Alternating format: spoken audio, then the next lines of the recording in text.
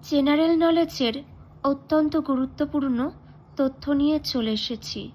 চলো আমরা তথ্যগুলি জেনে নিই। দেখো, সিন্ধু উপত্যকায় গড়ে ওঠা সভ্যতা ছিল তাম্রপ্রস্তরযুগীয় সভ্যতা। মনে রাখবে তোমরা।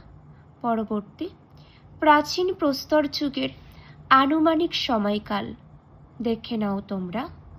নেক্সট, প্রাচীন প্রস্তর যুগের নিদর্শনপ্রাপ্ত স্থানগুলি হল পাকিস্তানের অন্তর্গত পাঞ্জাবের সোয়ান নদীর উপত্যকা, দক্ষিণ ভারতের মাদ্রাজ অঞ্চল, মধ্য পশ্চিম ভারতের কিছু অংশ। নেক্সট, প্রাক হরপ্পা যুগের বৃহৎ নুড়ি বা পাথর ছেদন যন্ত্রটি পাওয়া গেছে উত্তরের সোয়ান অঞ্চলে। নেক্সট, দেখে নাও,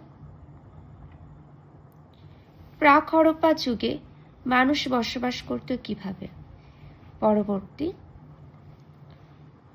মধ্যপ্রস্তর যুগের একটি গুরুত্বপূর্ণ কেন্দ্র হলো, দেখে নাও। পরবর্তী, মধ্যপ্রস্তর যুগে মৃৎশিল্প থাকলেও যে বস্তুটির অস্তিত্ব ছিল না তা হল কুম্ভকারের চাকা। পরবর্তী,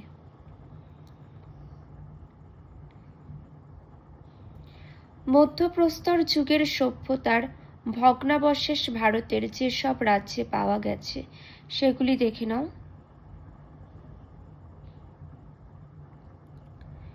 নেক্সট, মধ্যপ্রস্তর যুগে কৃষিভিত্তিক অঞ্চলগুলির মধ্যে সর্বাপেক্ষা উন্নত ছিল উত্তরের সিন্ধু দেশ। নেক্সট, নবপ্রস্তর যুগে দাক্ষিণাত্যের সঙ্গনকল্লু এবং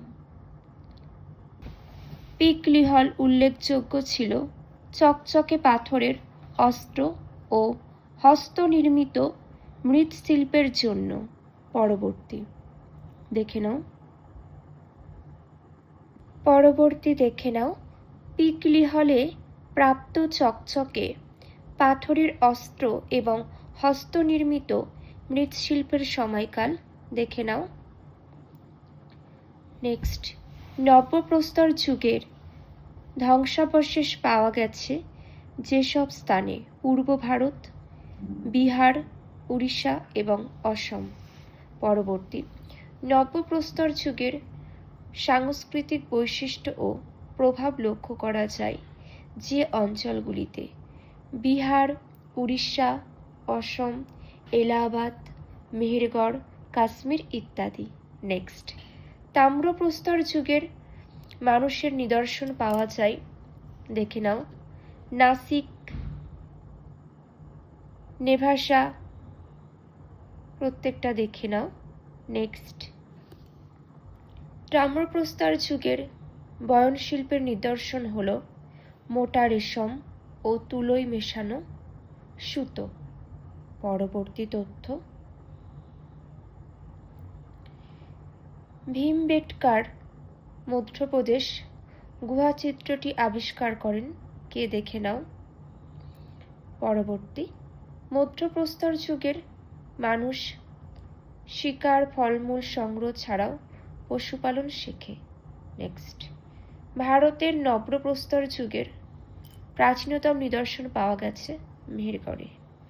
যে যে তথ্যগুলি আলোচনা করলাম ভীষণ গুরুত্বপূর্ণ, আর এমন গুরুত্বপূর্ণ তথ্য পাওয়ার জন্য অবশ্যই সকলে সাথে থেকো। এখানেই শেষ করলাম।